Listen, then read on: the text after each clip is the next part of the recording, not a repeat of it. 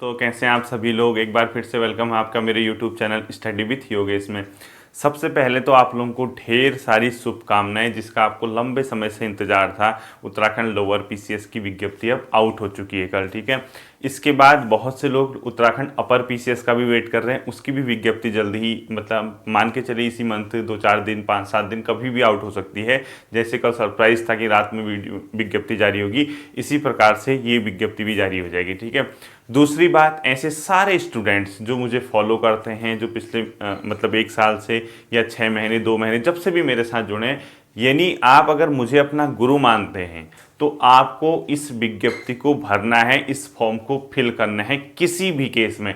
ये मैं क्यों कह रहा हूँ, इसके पीछे क्या तर्क है, क्या लॉजिक है, मैं आपको पूरा डिटेल से अभी समझाता हूँ। लेकिन मेरी आप लोगों से एक रिक्वेस्ट है, इस फॉर्म को आप सभी लोग भरेंगे जो इस वीडियो को देखते हैं, जो मेरे स्टूडेंट्स हैं, जो मेरे साथ तैयारी करते हैं। इसके पीछे कोई ना कोई तर्क होगा, मैं आपको अभी बताता हूँ। दूसरी बात, आज फिर से एक रिक्वेस्ट कर रहा हूं, पर्सनली इस वीडियो को आप लोग शेयर करना। इतनी रिक्वेस्ट मेरी आपसे है कि आज की वीडियो को आपको पर्सनली शेयर करना है हर जगह, क्योंकि हर कोई ग्रुप सी की तैयारी नहीं करता, कई लोग मेरे साथ नहीं जुड़े हैं। तो आप लोगों से एक रिक्वेस्ट है कि आप लोग इसको आज पर्सनली शेयर करना। मैं इसकी टोटल डिटेल बताता हूँ, इसको कैसे मतलब इसमें फॉर्म वगैरह भरने से लेके इसके अंतिम चयन तक क्या क्या स्टेप है, और आप लोगों को कैसे इस एग्जाम को क्रैक करना है, कैसे निकालना है, सब इस वीडियो के एंड होते होते आपके अंदर ऐसा कॉन्फिडेंस आ जाएगा, आपके रक्त का प्रवाह ऐसा बढ़ेगा, ऐसा जुनून होगा, अभी माटी पकड़ के माथे पे लगा के आप कहने लग जाओगे कि हाँ अब मेरा लोअर पीसीएस में होना ही होना है, ठीक है। देखिए,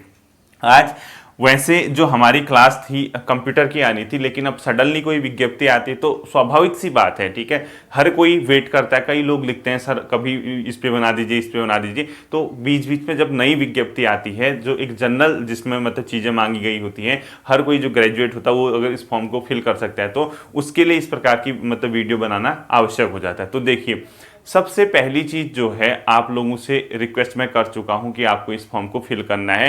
अब कैसे बढ़ना है, क्या बढ़ना है, हर चीज मैं आपको इस पर बताऊंगा, ठीक है। देखिए, उत्तराखंड लोअर पीसीएस की विज्ञप्ति जारी होगी है, ये अपर पीसीएस से अलग होता है। अपर पीसीएस में आपको SDM, DSP, finance officer, RTO, ARTO, इन पोस्ट को देखने को मिलेगा। और जबकि लोअर पीसीएस में जो सबसे बड़ी पोस्ट होती है वो नायब तहसीलदार की होती है।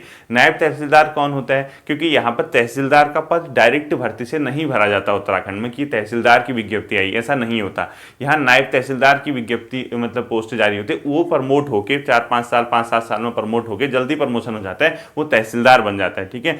उत्तराखंड लोअर पीसीएस के अंतर्गत जब एग्जाम कराने वाली बॉडी है वो यूकेपीएससी है, वो यूके ट्रिपल एससी नहीं होगा। कौन होगा, यूकेपीएससी होगा, यानी उत्तराखंड लोक सेवा आयोग इसको कराता है। और एक चीज ध्यान रखना, लोक सेवा आयोग के जो एग्जाम होते हैं, आपको जितनी मेहनत आप ग्रुप सी में कर रहे हैं उसके हाफ मेहनत में आपको यूकेपीएससी का एग्जाम क्रैक हो सकता है। यूकेपीएससी आपको जो पढ़ा होगा, जो सिलेबस होगा ना, वहां से क्वेश्चन पिक करता है। और मतलब बहुत प्यारे क्वेश्चन, जैसे आप पढ़ के जाते हैं फंडामेंटल राइट, मौलिक अधिकार, अगर आप पढ़ के गए क्वेश्चन वहीं से मिलेगा आपको। ऐसा नहीं कि अनावश्यक क्वेश्चन जो सुने ही नहीं है, जिसमें बहुत ज्यादा भगदड़ मच जाते हैं, ऐसा क्वेश्चन कहां से आएगा, ऐसा यहां नहीं होता, ठीक है। यकीन नहीं आता, अभी पिछले 1 हफ्ते पहले आरओ का एग्जाम हुआ है, लेखा जो मतलब सेक्शन है उसका, उसको आप लोग देख लेना, उसमें आपको सब पता चल जाएगा।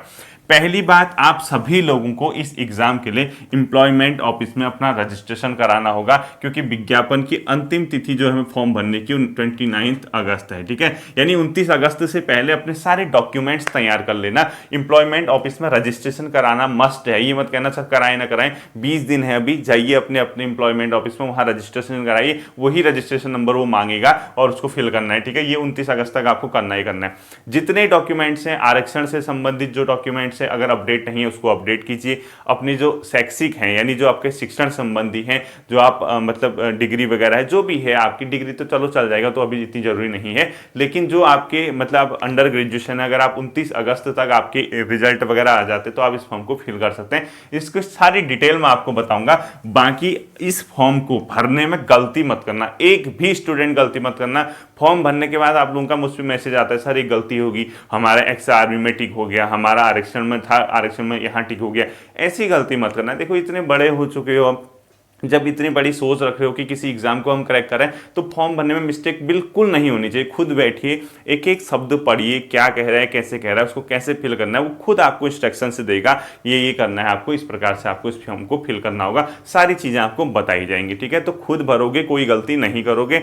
बाई चांस किसी केस में अगर 1% गलती हो जाती है फीस सबमिट करने के बाद, तो आप उस फॉर्म को कैंसिल करके दोबारा उस फॉर्म को फिल कर सकते हैं संशोधित रूप से, लेकिन उस टाइम पे आपकी फीस वापस नहीं होगी। ठीक है, और कोशिश करना कि आज से कल से इस फॉर्म को भरना शुरू कर दो। बाई चांस अगर पूरा भरने के बाद कहीं पे ये एहसास हुआ यार गलती होगी मुझसे, तो आप उसको तुरंत कैंसिल करके क्या कर सकते हो, फीस तो वापस नहीं होगी, 150 रुपये, 170-75 ऐसी कुछ फीस होगी, उसको आप लोग सबमिट कर सकते हैं। ठीक है, अब देखिए ये जो एग्जाम है 3 चरणों में होने वाला एग्जाम है। याद रखना ये कितने चरणों में होगा, 3 चरणों में होगा। और 3 चरणों में कैसे इसका एग्जाम होता है, सबसे पहले इसमें प्री एग्जाम होता है, प्रारंभिक परीक्षा, उसके बाद इसका मेंस का एग्जाम होगा। ठीक है, मेंस, उसके बाद इसमें इंटरव्यू होगा। यानी 3 चरणों में होने वाला जो एग्जाम है, अंतिम चरण इसका इंटरव्यू है जो कि 50 नंबर का होगा। और हाँ, कई लोग ये सोच रहे होंगे सर वीडियो, बीपीडीओ, पटवारी, कनिष्ठ सहायक, इनके साथ कैसे तैयारी करें, इतना हौच पौच कैसे होगा। वीडियो को पूरा देखने के बाद सारी चीजें आपके दिमाग से निकल जाएंगी। ठीक है, 50 नंबर का आपका इंटरव्यू है। मेंस आपका होता है 400 मार्क्स का, कितना, 400। इसमें 2 पेपर होते हैं। पहला पेपर आपका जीएस प्लस यूके रिटर्न वाला, दूसरा आपका निबंध यानी ऐसे राइटिंग, और इसके साथ आपका ड्राफ्टिंग, हिंदी ड्राफ्टिंग, पत्र लेखन, आलेखन जिसको आप लोग कह सकते हैं। ठीक है, आलेखन, ड्राफ्टिंग जिसको, ये होगा आपका 200 मार्क्स का, और ये होगा आपका 200 मार्क्स का। अब आप होंगे सर इंटरव्यू है, हम तो डरते हैं इंटरव्यू से, कैसे होगा सर, हमने कभी इंटरव्यू फेस नहीं किया, हमारा सिलेक्शन कैसे होगा। अरे यार इतना डरने की जरूरत है ही नहीं। ये इंटरव्यू मात्र 50 नंबर का है। आपके 400 में से अगर किसी केस में 250 नंबर आ गए हैं और ये 50 में से आपको 20 ही नंबर देता है, ठीक है, तब भी आपके 270 मार्क्स हो जाते, तब भी आपका सिलेक्शन हो जाएगा। तो ये इससे है, सिलेक्शन का मेन आधार ये है। ये तो चलो आपको चेक करने के लिए हो यार इसका कॉन्फिडेंस कैसे है, कितने काटेगा 50 नंबर में से, एक बेसिक नंबर तो देगा ही देगा। यहां जो स्कोर कर दोगे तो फिर इससे क्या डरना है। ठीक है, यहां भी अच्छा स्कोर होता है, कोई टेंशन नहीं है, 30-35 नंबर लगभग मिल जाते हैं औसतन। प्री इसका सिर्फ किसके स्क्रीनिंग है, यानी ये क्वालिफाई आपको करना है। क्वालिफाई का ये मतलब है इसके कट ऑफ में आना है, इसके 15 गुना लगभग आपको यहाँ पर वो मेंस के लिए बुलाया जाएगा। 190 पोस्ट है। ठीक है, 190 पोस्ट हैं। इसका जो पैटर्न है 150 मार्क्स का प्री एग्जाम होगा, और उसमें 100 मार्क्स की जीएस प्लस यूके और 50 नंबर की तर्क शक्ति यानी रीजनिंग, तर्क शक्ति यानी रीजनिंग, जनरल एप्टीट्यूड। अब आप कहोगे सर हमने तो कभी तर्क शक्ति की नहीं, हमें आती नहीं, नाम ही तर्क शक्ति लग रहा है, अब नहीं तो कब, शुरुआत तो करो, बहुत आसान चीजें होती हैं। और दूसरी चीज यहां याद रखना, यहां उत्तराखंड का उतना बड़ा रोल नहीं होता कि बहुत भारी भरकम क्वेश्चन पूछे जाएं। उत्तराखंड कैसे तैयार करोगे, क्या करोगे, सब बताता हूं।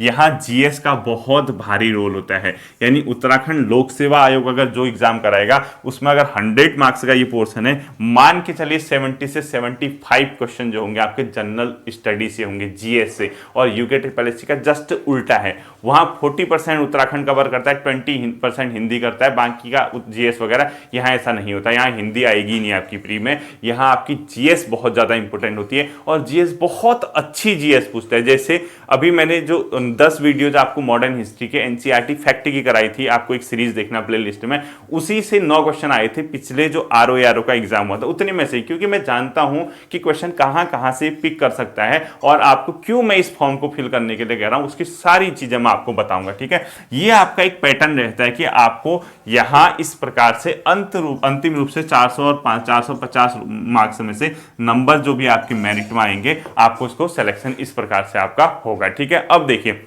योग्यता क्या है इसकी, आखिर क्या इसकी क्वालिफिकेशन है। क्वालिफिकेशन इसमें मात्र और मात्र ग्रेजुएशन है, यानी आप अगर ग्रेजुएट हैं, आपका ग्रेजुएशन कंप्लीट हो चुका है, तो इसका मतलब आप सीधे सीधे इस फॉर्म को फिल कर लीजिए आंख बंद करके, कोई दिक्कत नहीं। आप बीए हैं, आप बीकॉम हैं, आप प्राइवेट हैं, आप बीएससी हैं, कुछ भी हैं, बस आपके पास डिग्री होनी चाहिए। आप बीटेक क्यों ना हो, आपके पास ग्रेजुएशन की डिग्री होनी चाहिए, आप इस फॉर्म को फिल कर सकते हैं। इसके अलावा कोई भी चीज़ नहीं। अब आप आधे लोग कह रहे हैं सर एनसीसी मांगी गई है, अधिमानी अर्हता लिखा है। अरे भाई, अधिमानी अर्हता का अर्थ तो सुन लो, अधिमानी अर्हता का मतलब क्या होता है ये पहले पता कर लो, उसके बाद कहना एनसीसी मांगी है। अधिमानी अर्हता क्या होता है? जब कभी भी अंतिम चयन में, जब फाइनल लिस्ट आती है सिलेक्शन की इंटरव्यू के बाद, किसी केस में राम सिंह के अगर मार्क्स जो आए 270 मार्क्स आए, ठीक है, लास्ट वाला पद है, बाकी ऊपर फिल हो गए, और श्याम सिंह के भी कितने आ गए 270। अब आयोग दुविधा में पड़ जाएगा कि किसको ले, दोनों 270। आयोग करेगा कि किसी ने इन दोनों में से अगर अधिमानी अर्हता लगाई है, यानी किसी के पास इन दोनों में एनसीसी बी सर्टिफिकेट है, या किसी के पास प्रादेशिक सेना में 2 वर्ष सेवा करने का किसी के पास एक्सपीरियंस है या कोई प्रमाण है, तो वो देखेगा कि राम सिंह के पास तो एनसीसी बी है, श्याम सिंह मार्क्स तो इक्वल आया लेकिन इसके पास नहीं है, तो राम सिंह का सिलेक्शन हो जाएगा। यानी अधिमानी अर्हता का मतलब क्या होता है? इक्वल मार्क्स आने के केस में, फाइनल सिलेक्शन में जब इक्वल मार्क्स आते हैं, उस केस में किसको जगह दी जाए। ये अगर ऊपर से अगर यहाँ पे सीटें फिल होगी, बाई चांस 190 सीट कंप्लीट हो चुकी है और 190 नंबर पे ये चल रहे हैं, तो इन दोनों में से एक ही को रखना है, क्योंकि अगर दोनों को रखेंगे तो 191 लोग हो जाएंगे, सीटें 190 है, तो उस केस में इन दोनों में से एक ही को रखा जाएगा जिसके पास अधिमानी अर्हता होगी। अब आप कहोगे सर अगर दोनों के पास नहीं है तो किसको रखेंगे? फिर एज वाला फैक्टर देखा जाता है, जो ज्यादा उम्र का होता है उसको वो लोग रख देते हैं, ये होता है अधिमानी अर्हता। इसके अलावा कुछ नहीं होता, ये बहुत कम जगह यूज हो पाता है, मतलब ऐसा कम ही देखने को मिलेगा, क्योंकि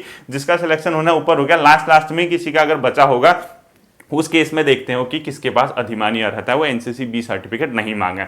आप ग्रेजुएट हैं, ग्रेजुएशन के अलावा इसमें कोई भी एक्स्ट्रा चीज नहीं मांगी गई है, सिर्फ और सिर्फ इसमें कुछ ऐसे पद हैं जिसमें ऊंचाई मांगी गई है, यानी आपकी हाइट मांगी गई है, और हाइट वाले जो उसमें डेटा हैं आप खुद पढ़ना, विज्ञप्ति खोलना, 2-3 मतलब पोस्टें, 1-2 पोस्टें ऐसे हैं जिसमें ऊंचाई मांगी गई, हाइट पर्वतीय क्षेत्र के लिए कितनी होगी, मैदानी क्षेत्र के लिए, SC ST जो भी है उसमें आप लोग उस हाइट वाले क्राइटेरियाज को पढ़ लेना। आप लोग हाइट वाले में अगर फिल होते हैं तो बढ़िया है, नहीं होते हैं तो आप उस पोस्ट को छोड़ देना। अब आते हैं सर हम जो फॉर्म भरेंगे वो क्या सारे पदों को भर सकते हैं? कैसे होगा? जब आप फॉर्म भरने के लिए बैठेंगे वो आपसे ऑप्शन पूछता है किस किस पद के लिए आप अप्लाई कर रहे हैं, वो खुद आपका सॉफ्टवेयर जैसे जाएंगे आप उसमें देखो, फॉर्म गलत मत भरना, पहले रिक्वेस्ट ये कर रहा हूं आपसे, ध्यान से एक एक स्टेप पढ़ना, उसका लॉगिन करना, उसमें वो शायद मुझे कुछ आपसे OTR वगैरह कुछ बनवाएगा आपसे, अगर पहली बार अगर आप जा रहे हैं तो उसको फिल करने के बाद अच्छे से बैठना, एक एक शब्द पढ़ना उसका। तो अगर आपसे पदों के विवरण जब देगा, कौन कौन से पद पे भरना आपने अप्लाई करेगा, वो NT वगैरह से शुरू करेगा, नायब तहसीलदार से लेकर अलग अलग पद हैं उसमें नीचे को, ठीक है, और सबसे ऊपर की पोस्ट इसमें यही होती है। इसके बाद आदमी तहसीलदार बनता है, इसके बाद आदमी SDM बनता है, इसके बाद आदमी ADM तक बन जाता था पहले के टाइम पे, ठीक है, और बहुत पहले की बात होगी तो DM भी बन जाता होगा, क्या पता, लेकिन पहले के टाइम पे आज से 15-20-25 साल पहले जो होंगे, या यूपी के टाइम से जो यहाँ थे, वो ADM तक चले जाते थे, यानी जो मतलब अपर जिला अधिकारी होता है। लेकिन अब वर्तमान समय में NT अगर आपकी कम उम्र में बने हैं तो आप तहसीलदार बन जाएंगे, तहसीलदार से लास्ट क्षणों में आप SDM भी बन जाएंगे। जब आपकी उम्र 55, 56, 57 साल होगी तो SDM बन के आप रिटायर हो जाएंगे 60 साल में, ठीक है, यहाँ तक तो पहुंच जाएंगे। और बहुत पद खाली मिल गए, कुछ नहीं हुआ, आप कहीं ना कहीं ADM भी पहुंच सकते हैं, और कम उम्र में 21-22-23 साल में लग गए तो हो सकता है लास्ट में आप ADM भी चले जाएं, ठीक है, ये इसका क्राइटेरिया रहता है। तो बहुत अच्छी पोस्ट है, बहुत अच्छा मतलब यहाँ पे रुतबा है, बहुत अच्छा लगेगा आपको, क्योंकि अच्छी एक आधिकारिक पोस्ट है, ठीक है। अब आता है, देखिए इसको हम लोग कैसे सर हम तैयार करें, क्या करें? अधिमानी अर्हता मैंने आपको बता दिया। एज का जो क्राइटेरिया है, उम्र, ये है आपकी 21 वर्ष से 42, लेकिन 1 वर्ष की छूट दे दी गई है, क्योंकि यहां पर अभी कोविड की वजह से 21 वर्ष से 43 ईयर तक आप लोग अगर हैं तो अप्लाई कर सकते हैं। सर हमारे समझ में आता ही नहीं क्या, कहाँ से हम अभी मैसेज करेंगे, सर मेरा डेट ऑफ बर्थ इतना है, क्या मैं इस फॉर्म को फिल कर सकता हूँ? सिंपल सी बात है, अगर आप 1 जुलाई सन 2000, ध्यान से देखना, अगर आप 1 जुलाई सन 2000 से पूर्व में पैदा हुए हैं, यानी इससे पहले की आपकी डेट ऑफ बर्थ है सिर्फ आपके सर्टिफिकेट में, तथा आप अगर 2 जुलाई, यहां ध्यान देना, ठीक है, अगर आप 2 जुलाई 1978 से पूर्व पैदा नहीं होने चाहिए, यानी 2 जुलाई 1978 से पूर्व नहीं होने चाहिए, यानी इस डेट से पहले का आपकी डेट ऑफ बर्थ नहीं होनी चाहिए और इससे पूर्व आपका होना चाहिए, यानी इससे आगे ना हो 1 जुलाई से आगे, यानी इससे पीछे हो, और इससे पीछे ना हो, इससे आगे ही हो, तो आप लोग इसके लिए अप्लाई कर सकते हैं। ये एज का क्राइटेरिया, कोई दिक्कत नहीं है। अब आता है मेन चीजें, सर जो इसके अंदर क्राइटेरियाज हैं हर चीज बता दीजिए। कई लोग कहते हैं सर ये सर्टिफिकेट कितने तक वैलिड होगा। देखिए जहां तक ईडब्ल्यूएस सर्टिफिकेट की बात है उसका बहुत ज्यादा स्पष्ट नहीं हो पा रहा है। अलग अलग तहसील कोई 6 माह लिख दे रहा, कोई 1 वर्ष लिख दे रहा है, कुछ पता ही नहीं चल पा रहा है, ठीक है। और कहीं पूछो कोई बता रहा है कि ये एक फाइनेंशियल ईयर के लिए होगा, जिसका ईडब्ल्यूएस आपका मार्च के बाद बना है, 1 अप्रैल से आगे आगे को बना है, उसके लिए तो घबराने की जरूरत नहीं है, वो तो अप्लाई कर सकता है इजीली। जिसका मार्च वगैरह में बना है उसके बाद अपडेट नहीं किया, थोड़ी सी उसके लिए दिक्कत हो सकती है, क्योंकि कई जगह ऐसा लिखा है कि 31 मार्च लिखा तो क्या है, बहुत से लोग कह रहे हैं, अब ये स्पष्ट जानकारी मिली नहीं रही है। कोई कह रहा है कि 31 मार्च उसी फाइनेंशियल ईयर के लिए वैलिड होगा, फिर नया बनाना पड़ेगा। अब कल किसी ने मेल किया था, आयोग ने, चयन आयोग ने रिप्लाई किया था एक फाइनेंशियल ईयर के लिए वैलिड है। तो आप लोग कोशिश करना, अगर हो सकता है आपका अपडेट तो आप अपडेट कर सकते हैं। बाकी आपके जो आरक्षण से संबंधित अन्य सर्टिफिकेट हैं उसकी अवधि तो आपको आपके जहां से वो इश्यू होता है वहीं से पता चल पाएगी, या आप अपने तहसीलदार वगैरह जो भी आपके पास है उनसे पता कर लीजिए। उसके लिए ज़्यादा मुझे तो खैर ज़्यादा मैंने इस पर ध्यान दिया नहीं है। हाँ, मुझे अगर कभी पता चलता है मैं जल्द ही आपको 1-2 दिनों में उसको बता दूंगा, ठीक है।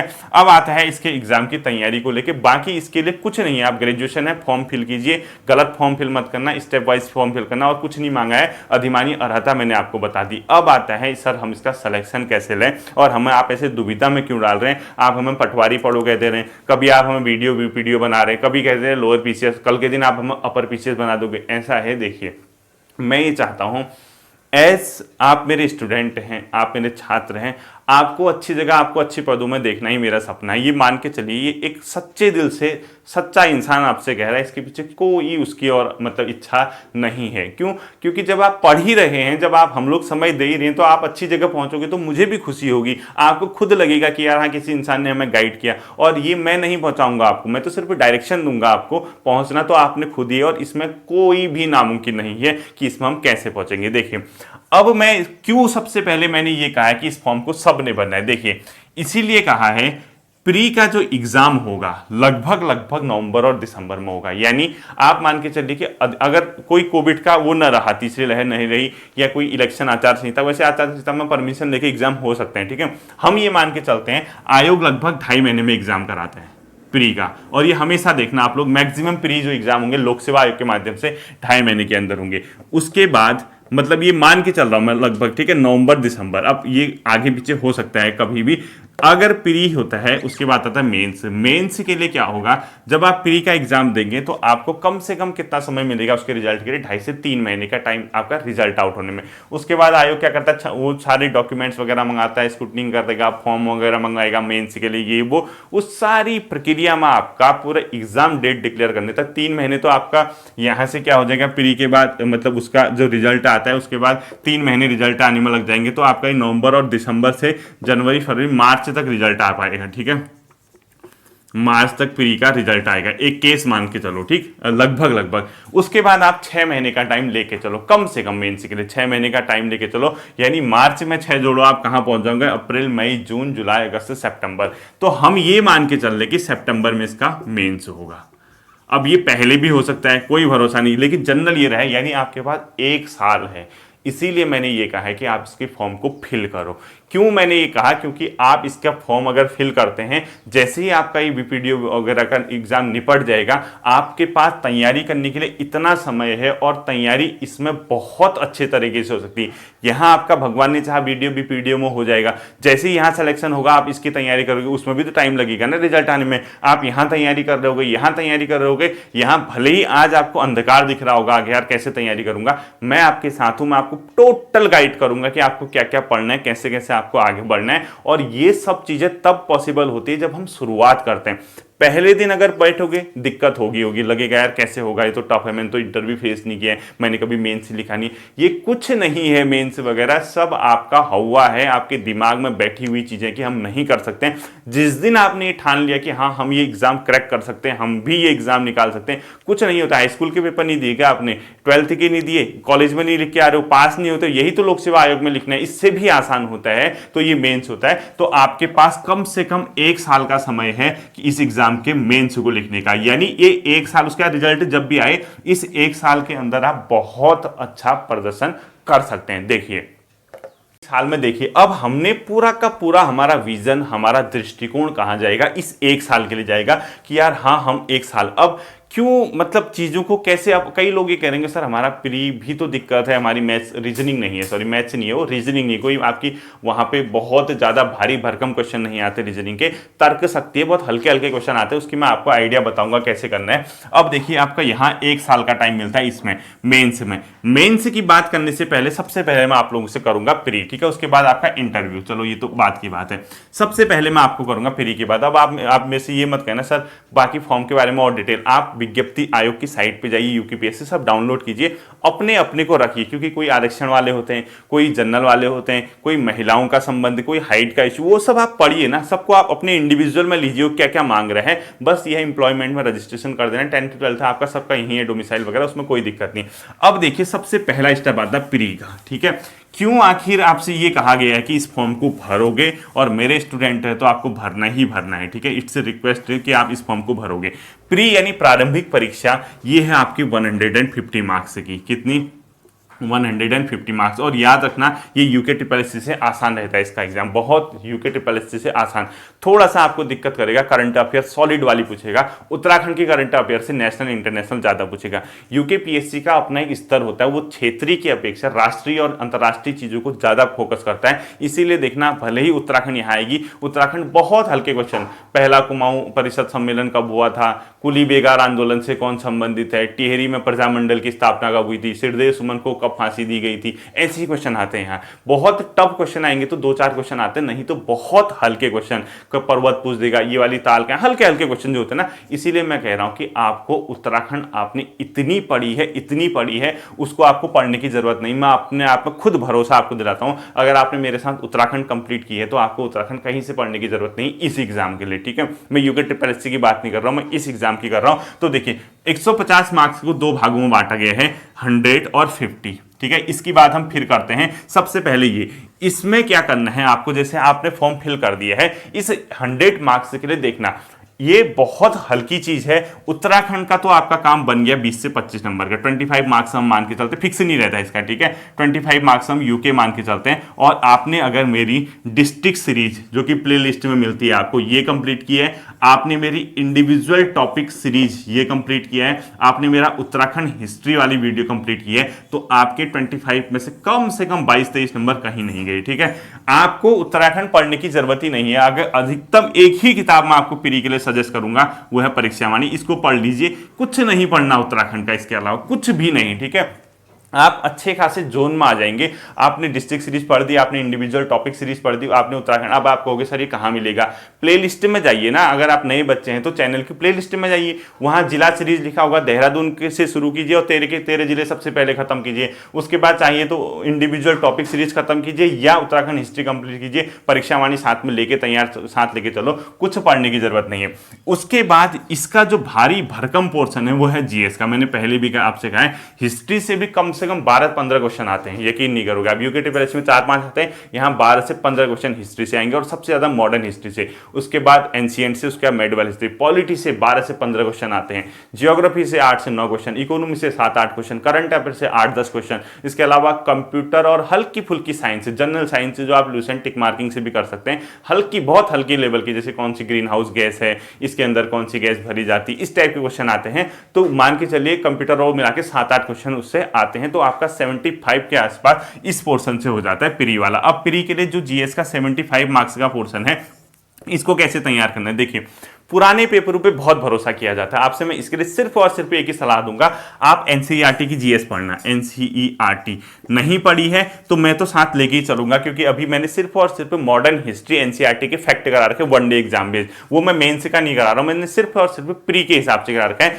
इसी प्रकार से नेक्स्ट वीक से संभवतः आपकी ज्योग्राफी, इकोनॉमी, पॉलिटी के एनसीईआरटी के क्वेश्चन मैं तो आपको बहुत तेजी से कराऊंगा, और साथ ही साथ आपको साइंस के भी कुछ महत्वपूर्ण क्वेश्चन जो आपके इस एग्जाम की दृष्टि से होंगे बाद में कराऊंगा, अभी नहीं। अभी पहले वीडियो, बीपीडीओ, पटवारी और लेखपाल वालों का जो चल रहा है साथ साथ, उसको मैं लेके चलूंगा, ठीक है। तो एनसीईआरटी आप पढ़िए। एनसीईआरटी के साथ साथ मैंने हमेशा एक आप लोगों को सजेस्ट किया है, घटना चक्र जीएस पुनरावलोकन, घटना चक्र, ठीक है, घटना चक्र जीएस पुनरावलोकन लिखा होगा उसमें, जीएस पुनरावलोकन ये लिखा होगा उसमें। घटना चक्र जीएस पुनरावलोकन का पुराने पेपर होते हैं, उसमें ऐसे ही लिखा होगा सन 2000 से 2021 इस टाइप से। उसके अंदर जीएस के क्वेश्चन होते हैं, टॉपिक वाइज होते हैं, जैसे असहयोग आंदोलन है, भारत छोड़ो आंदोलन है, उससे कहां कहां क्या क्वेश्चन आए किस स्टेट में, उसके अंदर एक बॉक्स में थोड़ा सा एक्सप्लेनेशन भी किया होगा, मल्टीपल चॉइस क्वेश्चन होंगे। ये आप लोग अगर ये पढ़ते हैं जीएस के लिए, कुछ पढ़ने की जरूरत नहीं है लोक सेवा आयोग के लिए, ठीक है। मात्र का मात्र इतना पढ़िए, ठीक है। एनसीईआरटी जीएस और एनसीईआरटी के साथ घटना चक्र पुनरावलोकन जीएस की पढ़ लीजिए, अलग अलग सब्जेक्ट के लिए लेना, मैं आपसे रिक्वेस्ट कर रहा हूं, क्योंकि आपके मेंस में भी काम आएगा। जीएस के लिए आप हिस्ट्री, पॉलिटी, इकोनॉमी और ज्योग्राफी लीजिए, और वो आपके मेंस में भी आपको काम आएगा। अब कैसे आप हंस रहे होगे, मल्टीपल चॉइस क्वेश्चन कैसे मेंस में, सबकी एक ने कोई ना कोई ट्रिक होती है, विधि होती है, उसको मैं आपको बहुत आसानी से बताऊंगा, तो आपका ही प्री का काम होगा। और आप लोग जो पटवारी, बीपीडीओ, वीडियो की तैयारी कर रहे हैं, मैं क्यों कह रहा हूं, क्योंकि आप तो बताओ, ये तो आपने देखना ही नहीं, आंख बंद करके, मतलब आप फॉर्म भरिए, आपको ये पोर्शन देखना ही नहीं। उत्तराखंड का इतने बढ़िया क्वेश्चन लोक सेवा आयोग पूछता है, आपको ये देखने की जरूरत ही नहीं है, आपने इतना पढ़ रखा है, ठीक है। रहता है जीएस वाला पोर्शन, एनसीईआरटी जैसे मैंने करा रखे आपसे, घटना चक्र मैंने बहुत पहले से सजेस्ट किया है, आगे मैं एनसीईआरटी की क्लास लेके आऊंगा, तो आपको ये भी कहां पढ़ना है, आपको तो अपनी तैयारी करनी है, आप तो अपनी तैयारी में लगे ना, आप तो मैं ये नहीं कह रहा हूं कि उस एग्जाम को छोड़ के यहां आ जाइए, आप ऐसा बिल्कुल नहीं करना, लेकिन फॉर्म भरना है, और फॉर्म भरने के बाद आप ये आपने पढ़ लिया है, आप ये पढ़ेंगे, तो इसके साथ सिर्फ और सिर्फ आपको आज से एक आध दिन बाद जब भी आप शुरू करते हैं, आप सिर्फ और सिर्फ 1 घंटा रीजनिंग को दीजिए। ये मान के चलिए कि यार हमारा चलो बीपीडीओ वीडियो में तो आनी है 3-4 नंबर की रीजनिंग, तो उसको हम 1 घंटा दे रहे हैं, ये समझ के चलो। आप उसके कैलेंडर कर लो, आप उसके आयु संबंधी क्वेश्चन कर लो, जैसे एज वाला क्वेश्चन आएगा ही आएगा, राम श्याम से इतने साल बड़ा है, 4 वर्ष पूर्व उनकी आयु का गैप इतना था, 4 वर्ष बाद उनकी आयु कितनी होगी, इस प्रकार का क्वेश्चन आता है। ब्लड रिलेशन से निश्चित क्वेश्चन आएगा, रक्त संबंध, कितने त्रिभुज हैं, कितने वर्ग हैं, स्क्वायर हैं, उससे क्वेश्चन आएगा, वो निश्चित रहता है लोक सेवा आयोग का, ठीक है। और कभी कथन वाला आता है, कथन वथन आपने सुना होगा, सभी कुत्ते बिल्ली हैं, बिल्ली कुत्ते हैं तो कितने कुत्ते बिल्ली हैं, इस टाइप का कुछ क्वेश्चन आता हो, वो कथन वथन स्टेटमेंट वाले। तो आपको सिर्फ और सिर्फ ये वाले पोर्शन पे आप ध्यान देना है, कुछ 1 घंटा इसको दे देना, बाकी ये चीजें आप जो कर रहे हैं उसके अलावा कुछ भी नहीं करना है। जैसे ही आपका प्री निकल जाएगा, वहां आपका यहां प्री निकलेगा, वहां आपका वीडियो का एग्जाम निकलेगा, वहां आपका पटवारी लेखपाल निकलेगा, जिस दौरान आचार संहिता, चुनाव वगैरह की यहां पे चल रही होंगी चर्चाएं, आप अंदर बैठ के उस कमरे में, मतलब जहां आप तैयारी कर रहे हैं, एक अधिकारी बनने के, एक अच्छे पोस्ट में जाने के लिए अपने सपनों को एक नई उड़ान दे रहे होंगे मेरे साथ। मेंस की तैयारी आप उसी दिन से शुरू कर दोगे जिस दिन आप प्री एग्जाम निकाल के आओगे। निकाल के रिजल्ट का वेट नहीं करना है। कट ऑफ में बता देता हूं आपको, लगभग कट ऑफ लोक सेवा आयोग की 95 मार्क्स रहती है, लगभग जनरल की कट ऑफ। अब मैं ये एग्जैक्ट नहीं कह रहा हूं कि यही रहेगी, आप इससे 5 नंबर नीचे आ सकते हैं, 5 नंबर ऊपर कर सकते हैं, लेकिन 190 पोस्ट को देख के मैं ये कह सकता हूं, जितना मेरा एक्सपीरियंस है, जितना मैंने देखा है, लोक सेवा आयोग में अगर आप 95 मार्क्स लेते हैं 150 में से, आप सेफ हैं, आप प्री क्वालिफाई करके ये मान के चलो। तो आपको ये तो पता चल जाएगा, हो सकता है कट ऑफ 85 चली जाए, हो सकता है 80 चले, ये सेफ है, सिक्योर स्कोर है, इसको आप बिल्कुल भी इग्नोर नहीं कर सकते हैं। आप इतने मार्क्स के आसपास जाते हैं। बाकी तो देखो यार, पेपर की कंडीशन है, पेपर बहुत टफ आ गया तो 70 नंबर में भी आपका हो जाएगा, बहुत हल्का आ गया 110 में भी नहीं होगा, वो तो सबके लिए है, लेकिन हम जनरल पेपर मान के चल रहे हैं। अगर आप इस स्कोर को टच कर लेते हैं तो आप लोग प्री में निकल गए समझो। उसी दिन प्री का एग्जाम होते ही नेक्स्ट डे से आप लोग मेरे साथ इसकी तैयारी करोगे, किसकी, जहां मेंस है। कैसे, हिंदी में पत्र लेखन करना है, सरकारी पत्र कैसे लिखने हैं, अर्ध सरकारी कैसे लिखते हैं, टिप्पणी कैसे लिखते हैं, परिपत्र क्या होता है, विज्ञप्ति संविदा कैसे जारी किए जाते हैं। साथ ही साथ एक सारांश आता वहाँ, बड़ा सा पैराग्राफ दिया होगा, उसमें क्या बोलेगा, इसका एक शीर्षक लिखो। शीर्षक लिखना नहीं आता क्या, बचपन से पढ़ते आ रहे हैं हम, सारांश लिखो कहेगा। हम 2-3 बार उसको बार बार स्टडी करेंगे, एक समरी वहां नहीं देखेंगे, हम 5 बार उसको स्टडी करेंगे उस पैराग्राफ को, इधर को देखेंगे और सोचेंगे इसने क्या क्या कहा, उसी को लिख देंगे, वहां देखना ही नहीं उसका। 3 लाइनें अंडरलाइन की होंगी हिंदी पैराग्राफ में, उसका कहेगा इसका अर्थ लिखो। अब बताओ कितना सिंपल है। दूसरा हिंदी के पत्र लेखन है, वो मैं आपको अच्छे से करा दूंगा जब आप इसका मेंस की तैयारी करोगे। एक आता वहां सेंटेंस दिया होगा, उसको इंग्लिश में ट्रांसलेट कर दो, एक हिंदी में ट्रांसलेट कर दो, उससे ज्यादा कुछ भी नहीं वहां पे आपको देखने को मिलेगा। ठीक है, हिंदी का इतना ही। और एक निबंध आता है, निबंध भी क्या वो दिए होंगे आपने आपको, मतलब पहले ही टॉपिक दिए, उसमें से एक ऐसे लिखना है, आप वो घर से तैयार कर लोगे, कुछ दिक्कत नहीं है। बाकी रहता है मेंस के एग्जाम को लिखने का सवाल। एक बार बताओ, 100 शब्दों में क्वेश्चन आंसर नहीं लिख सकते हो क्या? वहाँ ग्रेजुएशन में तो 10-10 कॉपियां भर के आते हो, 25 शब्दों में आंसर नहीं लिखते हो। कैसा क्वेश्चन आता है जानना चाहोगे? जैसे क्वेश्चन पूछा होगा, टिप्पणी करो, 4 ऑप्शन दिए होंगे, टिप्पणी करो लिखा होगा और 25 शब्दों से ऊपर का आंसर नहीं होना चाहिए, कालसी लिख देगा। अब कालसी पे लिख रहा है आपको, कितने होशियार हो। कालसी अशोक का शिलालेख जो कि उत्तराखंड के इस स्थान पे इतने ईस्वी का पाया गया है, वर्तमान में ये मतलब इसकी लोकेशन ये है, इसमें हमें इसके इस क्षेत्र को ये कहा गया। हो तो गया 25 शब्द, यही तो लिखोगे। पूछ देगा बद्रीनाथ, बद्रीनाथ इसने बनाया था, वर्तमान में इस जनपद में इसकी स्थिति है, इसको इस शैली का बना हुआ माना जाता है, ये हिंदुओं की धार्मिक आस्था का महत्वपूर्ण केंद्र है। हो तो गया 25 शब्द, इतना तो लिख सकते हो। जहां 100 शब्द का आएगा, 100 शब्द का थोड़ा आपका नॉलेज, थोड़ा सा आपका लेखन शैली, वो सब के सब प्लानिंग बनाई जाएगी, इससे ऊपर नहीं आता। वहाँ 100 शब्द, 50 शब्द, 25 शब्द में आंसर लिखने होते हैं। और वो कैसे बताऊं, जैसे हम लोग कहते नहीं यार तू क्या जानते हैं इसके बारे में, 25 शब्द तो हम उसको वैसे बताते हैं, बस सॉलिड वाले 25 शब्द पकड़ने हैं, सॉलिड वाले 50 शब्द पकड़ने, सॉलिड वाले 100 शब्द पकड़ने हैं। और किसी चीज के बारे में 100 शब्दों का ज्ञान सबको होता है, 100 शब्द एक पैरा में भर जाता है। ठीक है, तो वैसे मेंस होगा।